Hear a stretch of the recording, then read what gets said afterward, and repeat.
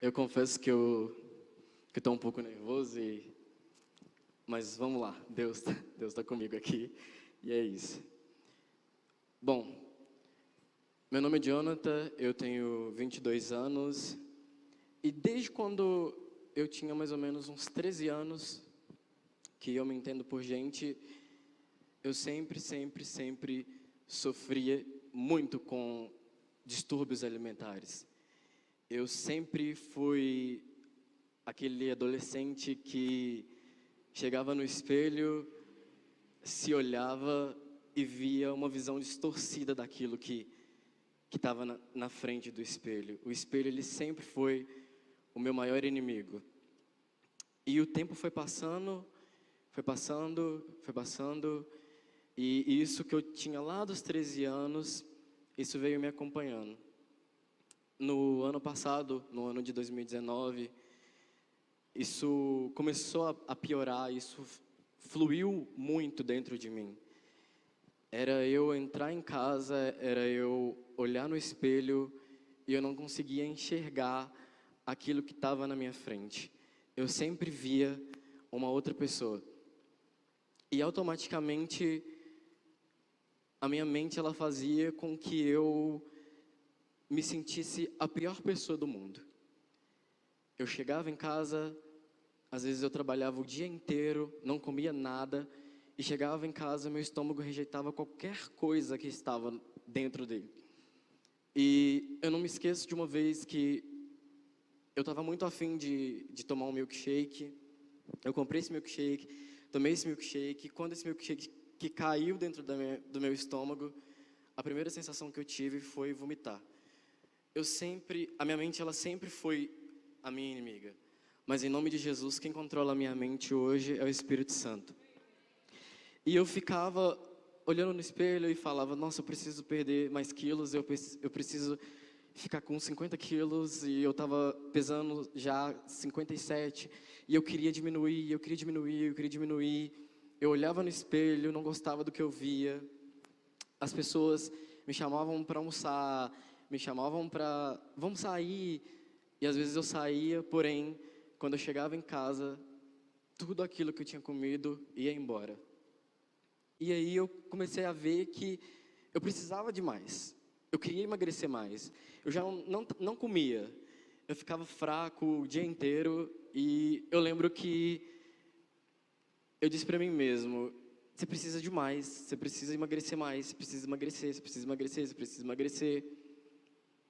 E aí eu lembro que aconteceu um episódio que uma menina que trabalhava comigo, ela comentou, eu conheço uma pessoa que ela está vendendo um remédio, e esse remédio ele é feito de ervas caseiras, e eu fiquei muito interessado, comecei a ler sobre esse remédio, e ele era muito caro, e eu falei assim, não, eu vou comprar, eu quero esse remédio porque ele vai me ajudar. E aí eu comprei o remédio e comecei a tomar o remédio. E cada vez que eu tomava o remédio, eu me sentia pior. Cada vez que eu tomava o remédio, eu me sentia mais fraco. Cada vez que eu tomava o remédio, as minhas emoções, elas oscilavam mais. Cada vez que eu tomava o remédio, meu estômago doía mais. Eu não sentia fome, mas para mim estava tudo bem. Eu estava ali tomando aquele remédio, então estava tudo bem. Eu estava emagrecendo, eu ia na balança, já tinha perdido gramas. Eu ia na balança, eu tinha perdido quilos. E teve um dia que eu dei a loucura de tomar 2 comprimidos seguidos. E eu estava vindo embora do serviço para casa, e eu lembro que as minhas vistas elas começaram a escurecer, e tudo ficou preto, e a única sensação assim que eu lembro foi de ter me apoiado no chão e ter visto tudo rodar. Tudo rodava, tudo rodava, mas dentro de mim alguma coisa falava, para de tomar esse remédio. E eu ficava, não, é só efeito do remédio. E aí, cheguei na empresa, nos outros dias, nas semanas seguintes, e uma menina comentou, assim, comigo, você está sabendo que aquele remédio que você está tomando, passou no Fantástico, que ele é proibido pela Anvisa, que ele é um remédio adulterado e que ele tem vários componentes que são à base de drogas mesmo? E eu fiquei assim, não, esse remédio é feito de ervas, ele é supernatural. Ela, você tem certeza?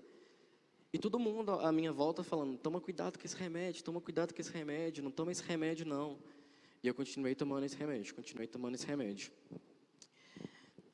E aí veio as consequências de eu ter tomado esse remédio. Eu chegava em casa para tomar banho no banheiro, e a primeira coisa que eu fazia, ligava o chuveiro, passava a mão no cabelo, caía tufos de cabelo na minha mão. Tufos e tufos de cabelo. E eu falei, é normal, eu já estou ficando velho, a idade já está chegando, deve ser isso. E aí eu passava a mão na barba, caía tufos de cabelo, tufos de cabelo, tufos de cabelo. Mas eu não liguei, continuei tomando remédio, porque eu estava emagrecendo, então para mim o que importava era isso. Continuei a tomar o remédio e continuei a perder o cabelo. Continuei perdendo o cabelo. Começou a ficar falhado, de forma que as pessoas chegavam para mim e falavam, o que está acontecendo com o seu cabelo? Tem um pedaço aqui que está faltando e a sua barba ela tá falhada aqui. E eu, não, gente, minha barba ela sempre foi falhada. E eu achava que a questão do cabelo era uma questão normal da idade. Só que eu comecei a ficar preocupado. E aí eu ia tomar banho e todo banho era a mesma coisa. Passava a mão no cabelo e era aquele tanto de cabelo que eu chegava a fazer assim, o cabelo caía na minha mão, ficava cabelo no chão. Minha mãe estava brigando porque estava entupindo o ralo. E aí eu comecei a ficar preocupado. Comecei a achar que isso não era normal. Foi então que a história ela começou a piorar. Quando eu começar a tomar esse remédio, todas as vitaminas que eu tinha no meu corpo, elas foram embora. Então eu tinha 0 vitaminas, eu estava magro do jeito que eu queria, porém eu já não tinha mais cálcio, já não tinha mais vitamina C, eu já não tinha mais vitamina D. E mesmo descobrindo que o remédio, ele era um remédio assim adulterado, ele não era natural, eu continuei tomando esse remédio. E eu lembro exatamente do que aconteceu. Eu tinha tomado ele de jejum. Falei, hoje eu não vou tomar café da manhã. Eu vou tomar ele de jejum.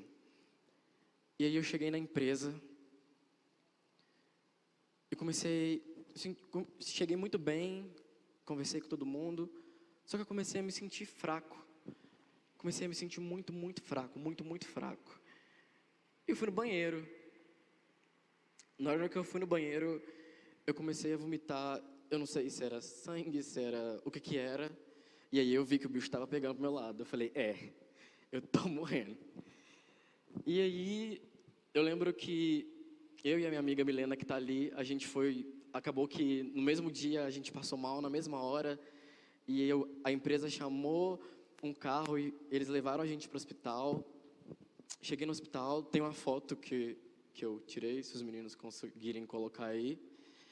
Eu fiquei lá no hospital, anterior.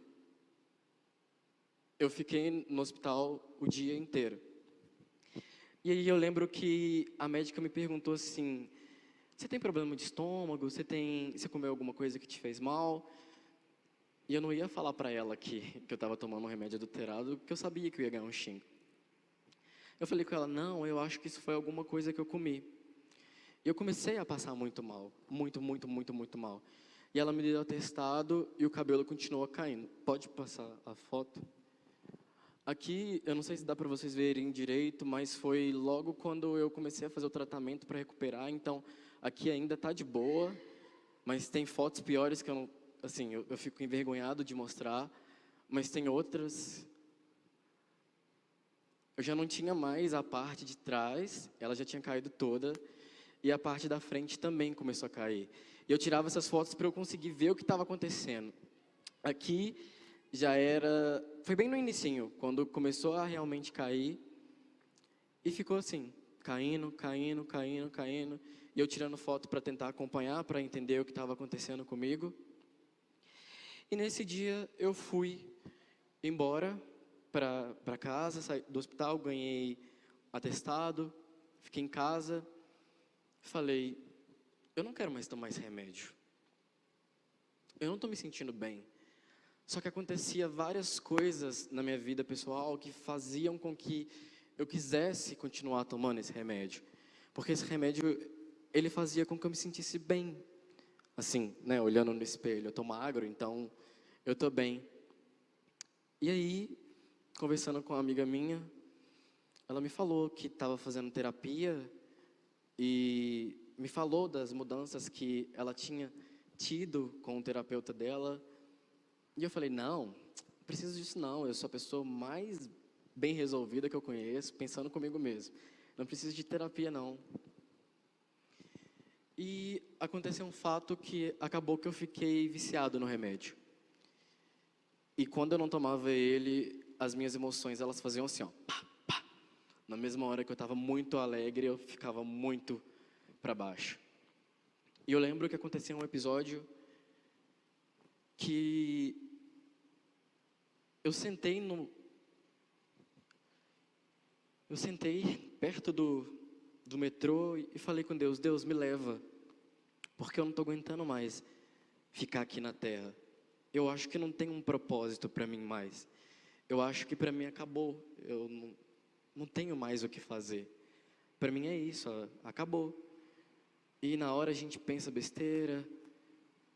Mas eu senti a voz do Espírito Santo tão forte naquele dia. Mas tão forte naquele dia que eu lembro que eu não sei como eu consegui chegar em casa de volta. A única coisa que eu lembro é que eu estava sentado no chão do metrô e de repente eu já estava na minha casa. E eu falei, vou começar a fazer terapia. E nisso eu já estava afastado da igreja, não tinha mais comunhão com Deus, e mesmo assim Ele cuidava de mim em todos os momentos. E aí eu falei, não, vou marcar terapia. Marquei a primeira sessão da terapia, fui direitinho, o terapeuta virou para mim e falou assim, vou deixar aqui uma caixinha de lenço, se você precisar. E eu, mais uma vez, com a minha arrogância, virei e falei, pensei comigo, eu precisar de lenço? Esse cara tá achando que ele vai fazer eu chorar aqui no primeiro momento? E aí eu lembro que eu gastei a caixinha de lenço dele inteiro, de tanto que eu chorei. E eu comecei a fazer terapia, eu ia toda semana, mas eu sentia que eu estava precisando de alguma coisa. Eu sentia que ainda estava faltando alguma coisa. Não desmerecendo o trabalho do terapeuta, que foi um trabalho assim sensacional, mas eu queria mais. Eu queria muito, muito mais. Eu estava bem, a minha mente estava bem, mas eu sentia falta do Espírito Santo. Eu sentia falta de Deus. E eu passei o feriado do carnaval inteiro num retiro que durou 5 dias. E nesse seminário o tema foi esse versículo que eu li. E nesse seminário eu recebi a cura que eu tanto queria. Eu já estava me tratando, porém a cura de Deus ela chegou para mim. E foi um processo até hoje muito muito difícil, porque quando a gente é ser humano e a gente tem pessoas que machucam a gente tem pessoas que partem o coração da gente, é difícil da gente liberar o perdão. Mas eu aprendi uma coisa, que quando a gente perdoa, a gente se liberta. Quando a gente perdoa, a gente consegue encontrar novamente o Espírito Santo. Então, às vezes, a gente passa por situações, a gente passa por pessoas na nossa vida que vêm, deixam marcas, e a gente não entende por que aquilo ali está acontecendo. Mas hoje eu entendo. E, às vezes, quando alguém falava comigo, não, você está passando por isso, que é só para você aprender uma lição. E eu falava, não quero aprender lição nenhuma, eu estou bem assim, não quero aprender nenhuma lição. E eu aprendi uma lição, que o perdão, ele é o melhor caminho. Eu sei que é difícil perdoar as pessoas quando elas nos machucam, quando elas nos ferem, mas o perdão, ele é o melhor caminho. E eu continuei a fazer a terapia, me afastei das redes sociais, voltei a ir à igreja, só que para mim eu não estava satisfeito. Eu vi que Deus tinha me dado uma segunda chance. Então eu falei, eu não vou desperdiçar essa segunda chance. Eu preciso fazer alguma coisa, não para mim, mas pelas pessoas. E aí, eu estava um dia no meu serviço, e estava tendo um período de chuva muito forte aqui, em várias cidades de Minas Gerais. E eu entrei no Google e vi que a cidade do meu pai foi uma das cidades que mais tinham sido afetadas pela chuva. E aquilo ali ficou na minha cabeça. E eu nunca era uma pessoa assim, de me importar muito com isso, porque estava longe de mim, eu não chegava aqui, então eu comecei a pensar. Falei, eu preciso fazer alguma coisa. E Deus soprou muito, muito profundo assim no meu ouvido. Você vai criar uma ONG. Eu falei, eu não vou criar uma ONG, eu vou só ir lá e vou fazer o que eu tenho que fazer e vou embora.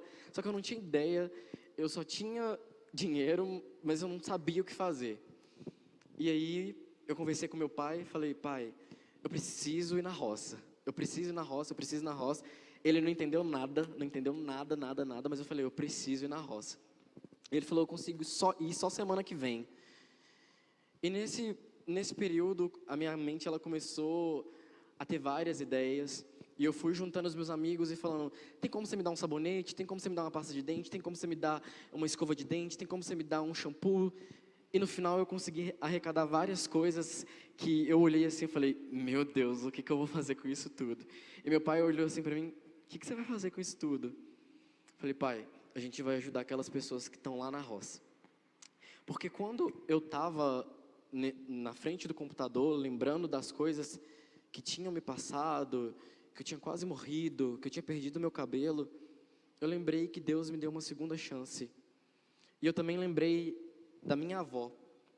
A minha avó, ela é uma senhora que ela deve bater aqui em mim, assim, mais ou menos. E ela mora nessa cidade onde a gente foi fazer esse trabalho missionário. E lá nessa cidade, nessa roça, existe um rio. E nesse rio, faltando um mês antes de eu nascer, ela perdeu os 2 filhos dela de uma vez, afogados. E ela foi para essa cidade fazer um trabalho missionário. Ela largou tudo aqui e foi para a cidade fazer um trabalho missionário. E eu fiquei me questionando, por que minha avó estava naquele lugar que trazia tanto sofrimento para ela, que talvez trazia tantas lembranças. Ela perdeu 2 filhos lá. E eu comecei a pensar. E Deus falou muito claro comigo, que quando a gente volta no passado, é para a gente se curar. O passado ele é um lugar de referência. O passado não é um lugar para a gente ir e ficar. A gente se cura ficando no passado. Porque a gente não vai mais querer voltar, a gente não vai querer mais fazer as coisas que a gente fazia no passado. E eu lembro que a gente foi eu, um amigo meu, chegando lá, o carro não queria subir, porque a ponte tinha caído, tinha muito barro. E eu comecei a ficar preocupado, porque eu falei, o que eu vou fazer aqui? Aqui não tem nada, aqui não tem internet, aqui não pega celular. E a gente foi batendo em casa. As casas lá, elas são distantes umas das outras, eu andei muito, e a gente foi entregando os kits que eu mesmo montei, eu e meu amigo, a gente foi entregando um kit para cada casa. E parou um grupo de meninas perto de nós e falou assim, vocês não têm ideia do quanto que a gente precisava desse sabonete. Na hora que aquela menina falou aquilo comigo, eu fiquei assim, meu Deus, eu tenho tudo lá na minha casa. Eu tenho os meus amigos, eu tenho acesso à internet, eu tenho luz, eu tenho água, eu tenho telefone, eu tenho família. E na hora que aquela menina falou aquilo comigo, eu falei, eu sei por que eu tive que passar por tudo aquilo. Voltei para Belo Horizonte, depois dessa viagem, a gente fez assim, um trabalho incrível lá. A minha avó, ela mora lá agora, ela tem um trabalho missionário todo sábado, que ela também ajuda pessoas lá, tanto espiritualmente, pessoas que chegam lá. E eu aprendi muito naqueles dias. Foram assim os dias mais decisivos da minha vida. Cheguei na empresa, pedi demissão, porque Deus falou comigo, você vai tirar um tempo para você. Pedi demissão e eu achei assim que eu ia perder todos os meus direitos, que eu estava lá já tinha 2 anos. E eu lembro que a chefe virou no meio da reunião e falou assim, gente, é o seguinte, tá chegando uma pandemia aí no Brasil e a gente vai precisar desligar algumas pessoas, quem quer ser desligado? Eu falei, meu Deus, eu ia pedir para ser desligado e ela acabou de fazer essa pergunta. E eu continuei ouvindo a voz do meu coração e falei, eu quero. Será que tem como você me mandar embora? E ela ficou meio tipo, mas você... Não, você não, eu estava esperando outras pessoas pedirem. Eu falei, não, eu quero, eu preciso. Expliquei para ela o que eu tinha passado, que meu cabelo estava caindo, que eu não queria mais ir trabalhar, eu queria ficar um tempo para mim. E ela falou assim, você cumpriu um aviso? Eu falei, cumpro. Cumpri o aviso certinho e acabou os dias de eu trabalhar. E eu fiquei recluso em casa. A pandemia começou, minhas aulas foram encerradas. E eu ficava em casa o dia inteiro vendo testemunhos. Eu colocava o testemunho da Eixla, colocava o testemunho do Fernando Brum, e eu assistia louvor, e eu ouvia hino, e eu cantava, e aquilo ali eu estava no meu mundo. Para mim já estava tudo bem. Criei a ONG, estava tudo certo, tudo indo perfeito. Falei, não, tá perfeito. Fui na dermatologista, ela me passou os remédios, meu cabelo voltou a crescer. Isso daqui que vocês estão vendo, não tinha nada aqui na frente, não tinha nada. O cabelo voltou a crescer. Eu falei, tá perfeito. A minha vida tá como ela tem que ser. Eu achava que eu estava feliz e acabou. Para mim, aquilo ali era o suficiente. E no dia 30 de julho, eu estava em casa, arrumando as coisas, pensando no que eu ia fazer na ONG, e qual o projeto que eu ia, porque a gente começou a entregar comida para morador de rua, a gente começou a ir em orfanatos, os meus amigos começaram a me ajudar. E no dia 30 de julho, eu ouvi um grito na rua da minha casa. E era meu primo. Ele deu um grito, ele gritou, Jonathan! Eu tomei um susto, estava com som alto, e eu falei, o que foi, João Vitor? Ele falou assim, a Giovana foi atropelada. Eu falei assim, para de brincadeira, João Vitor, eu estou ocupado aqui arrumando os meus negócios, você vem cá fazer esse tipo de brincadeira. E aí ele começou a ficar muito desesperado, eu não estou brincando. E a gente mora todo mundo muito perto. E a Giovana, ela é minha prima / afilhada de 4 anos. E na hora que eu cheguei assim na rua, tinha uma movimentação. E eu lembro do meu avô com ela nos braços, ela toda machucada, ela toda ensanguentada, saindo sangue pelo ouvido, saindo sangue pelo nariz, pela boca. Ali eu tive um outro baque muito forte. E aí, pela graça de Deus, passou uma médica na rua, saiu do Uber e começou a fazer massagem cardíaca nela. E eu sem entender o que tinha acontecido, e meu avô brigando com as pessoas na rua, porque o menino tinha vindo de bicicleta, atropelado ela e jogado ela a 4 metros de distância. Ela bateu no muro e caiu no chão, toda ensanguentada. E naquela hora, eu vi ela em cima da mesa da casa da minha avó, e eu vi que o SAMU não estava querendo vir. E a gente achou aquilo muito estranho. Só que estava todo mundo desesperado. Assim, foi chegando gente curiosa, foi chegando gente querendo ajudar, foi chegando a família. Só que a mãe dela e o pai dela, eles são pastores, e eles não estavam em casa. E só estava a gente, e a médica começou a fazer massagem cardíaca nela. E eu vi que a médica parou. E a médica deu um sinal que eles conversam por códigos, eu não sei direito explicar. E o SAMU não quis vir buscar ela. E aí eu lembro que a minha tia chegou desesperada, abrindo o portão, abrindo a porta, ajoelhou e ela deu um grito. Ela deu um grito porque ela estava na igreja e a Giovana estava com a minha avó. E ela deu um grito que doeu na minha alma, que ela gritou, meu Deus, devolve a minha filha, eu estava fazendo a sua obra. E nisso a Giovana já estava desfalecida. A Giovana só fez assim, ó. Na hora que ela fez isso, a médica olhou assustada. E aí ele já ligou para o SAMU. E aí meu tio falou, não, a gente não vai esperar o SAMU não. Meu tio, muito guiado por Deus, falou, a gente vai levar ela. E chegamos no hospital, eles foram na frente, a gente foi atrás. E o médico virou para a gente e falou assim, vocês têm fé?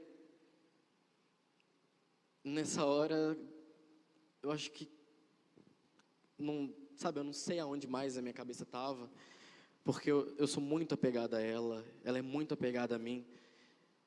E a única coisa que a gente virou para ela e falou, não, a gente tem fé. Era uma médica, aliás. E aí, como estava tendo o surto da Covid, eles foram trazendo ela e fizeram todo o procedimento na nossa frente. Eu nunca vou esquecer essa imagem na minha cabeça, a ambulância aberta, e eles começaram a furar ela por todos os lados do corpo dela. E a gente ali assistindo aquilo. e enfiaram várias agulhas, várias sondas. E aí a médica falou: a gente vai ter que transferir ela para o João 23. Só que ela não vai resistir. Ela vai passar por uma cirurgia na cabeça, mas ela não vai resistir. E naquilo, eu ia para o hospital, só que me deu uma crise de choro, que a médica falou: é melhor você voltar para casa, que não vai ter como vocês ficarem lá, porque não tem nem lugar para vocês dormirem, é só a mãe e a criança, por favor. E a gente voltou para casa, cheguei em casa, tinha uma corrente de oração no quintal da minha avó, e as pessoas orando, e assim, um caos, porque ninguém sabia da notícia. Só eu que tinha escutado, só eu que estava lá. E todo mundo acreditando que ela estava bem. E eu virei para minha tia e falei, minha tia chama Shirlane, virei: Shirlane, a médica falou que a Giovana vai passar por uma cirurgia na cabeça agora, mas ela não vai sobreviver. E nisso minha tia espalhou a notícia, que eu não tinha como e nem força mais para falar qualquer coisa. E eu lembro, irmãos, que foi um caos lá em casa. Todo mundo começou a desmaiar, e a minha avó desmaiou, a minha mãe desmaiou, a pressão de um caiu, a pressão de outro caiu. E eu falei: meu Deus, o que está acontecendo? O que está acontecendo? O que está acontecendo? E a gente passou uma noite sem notícia. Só que ninguém conseguia dormir, a gente só pensava na Giovana, porque ela é a mais nova, assim, a segunda mais nova lá em casa, ela é uma menina muito esperta. E a gente só pensava na Giovana, só pensava na Giovana, só pensava na Giovana. E a gente com aquela palavra negativa do médico, que ela não ia sobreviver, mas de um lado a gente crendo muito no poder da oração e crendo muito no poder do Espírito Santo. E eu lembro que eu não tinha mais como orar, eu não sabia falar mais com Deus. A única coisa que eu fazia era louvar e chorar, louvar e chorar. E meu tio ligou o telefone, eu passei esses dias na casa da minha avó, por parte de mãe, e o telefone tocou. E meu tio falou assim: tem uma notícia boa para dar para vocês, espalha aí. A médica falou que a Giovana ia ter que operar a cabeça, porque ela estava com vários picos de sangue no cérebro, mas a médica fez uma ressonância magnética e ela não tem mais nenhum pingo de sangue. Ela ainda está entubada, mas ela não vai precisar mais operar a cabeça. E aquilo ali já foi um alívio para a gente, porque a médica falou: vou operar a cabeça dela, a menina não vai mais sobreviver. E aí os dias foram passando, e a Giovana entubada. Cada hora a gente recebia uma notícia diferente. Não, que a Giovana não vai mais falar, que a Giovana não vai mais andar, que a Giovana não vai mais brincar, que ela não vai conseguir mais fazer nada. E aí o acidente foi numa segunda, se eu não me engano. No sábado, meu celular toca, chegou uma mensagem da minha tia, mãe da Giovana, no meu celular. Eu falei: uai, minha tia deve estar precisando, será que ela está precisando de uma coisa? E a Giovana, ela é pequenininha, então ela não sabe falar o meu nome. E a médica falou que ela não ia mais falar. E aí minha tia me mandou um áudio, eu achei estranho, peguei o celular, ouvi o áudio. Era um áudio da Giovana falando assim: oi, Jonathan, estou morrendo de saudade. Na hora que eu ouvi aquele áudio, eu comecei a chorar sem parar. E aí eu comecei a chorar e eu não conseguia falar. E todo mundo veio desesperado, achando que era uma notícia ruim. E eu mostrei o áudio para todo mundo. E todo mundo começou a chorar, todo mundo começou a chorar, todo mundo começou a chorar. E parece que a nossa fé, ela foi reavivada. E aí, a médica falando: a Giovana não vai mais andar. E a gente falando: não, ela estava morta, né? Ela morreu, ela ficou morta por 15 minutos. Ela deu uma parada respiratória, mas a gente venceu isso. A médica falou que ela não ia mais falar. A gente venceu isso. Em nome de Jesus, ela vai andar. Minha tia, com o passar do tempo, minha tia mandou outra mensagem para mim. A Giovana sentadinha, passando esmalte, brincando com as bonecas, falando, andando para cá e para lá, tirando o soro que colocaram nela, falando por que ela estava ali, que ela queria ir embora. E aí eu lembro que esse período todo durou uma semana, mas parecia que eram meses. E minha tia não queria contar pra gente que a Giovana ia receber alta, porque no dia que ela recebeu alta, um dia depois era aniversário dela. E aí minha tia falou, ó, se o médico liberar, a Giovana recebe alta hoje. E a gente achou que era brincadeira, porque a menina estava do jeito que ela estava e ela ia receber alta. E foi dito e feito. Ela chegou em casa, assim, todo mundo esperando ela estava se achando uma celebridade, mandando tchau para mim. Ela deu um grito do carro, falando assim, gente, está todo mundo com saudade de mim? E todo mundo ficou assim, ai, Giovana, não acredito que você está aqui de novo. E para a honra e glória do Senhor Jesus, ela está, assim, terrível não, ela está abençoada. Ela pula, ela brinca, vão passar esmalte, vão brincar com o Theo. O Theo é o nosso cachorro, vão brincar com o Theo. E aí esses dias eles foram consagrar o pai dela e a mãe dela na igreja que eles assumiram. E a pastora falou assim, não, vamos receber aqui a pastora Vanessa e o pastor Wesley. Aí a Giovana no meio do culto. E a pastora Giovana esqueceu de mim, de 4 anos. E assim, foi um dos maiores milagres que eu presenciei na minha vida. E quando aquilo ali tudo passou, eu entendi que às vezes colocar o meu problema de lado e dar atenção para o problema dos outros, Deus começa a agir na nossa vida. Quando eu larguei os meus problemas um pouquinho de lado, comecei a dar atenção para minha família, comecei a dar atenção para os moradores de rua, comecei a dar atenção para as crianças as crianças dos orfanatos, Deus foi me curando, Deus foi me curando, Deus foi me curando. E eu já olhava no espelho e falava, nossa, mas você está bonito hoje, hein? Eu comecei a olhar no espelho e ver meu cabelo crescer. E eu comecei a olhar no espelho e não ter mais medo de comer nada. E eu vi que realmente Deus fez a obra completa na minha vida. E eu achei que para mim estava tudo bem. Eu cheguei aqui nessa igreja, ouvi a pastora falando sobre propostas e propósitos. E isso ficou muito na minha cabeça, muito na minha cabeça. E eu comecei a dizer não para as propostas, realmente. Eu comecei a dizer sim para os propósitos e as coisas começaram a mudar na minha vida. Eu recebi uma proposta de emprego nova e eu estava realmente procurando um emprego novo. Falei, não, eu já estou bem, eu preciso de um emprego novo. E eu passei em 3 entrevistas de emprego. E eu pude escolher qual empresa eu quis trabalhar. E todas as vezes que eu dizia não para as propostas e dizia sim para o meu propósito, Deus começou a operar. Eu poderia aqui ficar falando que fulano teve culpa, ciclano teve culpa de eu estar assim, mas não. Deus me fez passar por um caminho e eu entendi qual era esse caminho. Tudo que eu passei foi para que hoje eu estivesse aqui contando isso para vocês. Tudo que eu passei foi para que hoje a gente estivesse aqui, para que esse culto existisse. Então, a coisa que eu peço para vocês é que tenham empatia com o próximo, mas também tenham empatia com vocês mesmos. Às vezes a gente fica tão preocupado com o serviço, com a casa, com a faculdade, com a igreja, e a gente acaba esquecendo do maior ponto, que é o Espírito Santo, e depois a gente. Porque quanto mais a gente ajuda, mais a gente é curado. E eu custei a entender isso. E assim, eu estou muito feliz de estar aqui hoje. Agradeço muito a Thaline por deixar, e o Thiago por deixarem eu compartilhar minha história com vocês. Essas fotos que eu mostrei são assim, pequenas coisas do que aconteceu. Às vezes o inimigo ele coloca na minha cabeça que não, você vai comer hambúrguer? Você está doido? E eu falo, não, vou comer sim, vou comer hambúrguer sim.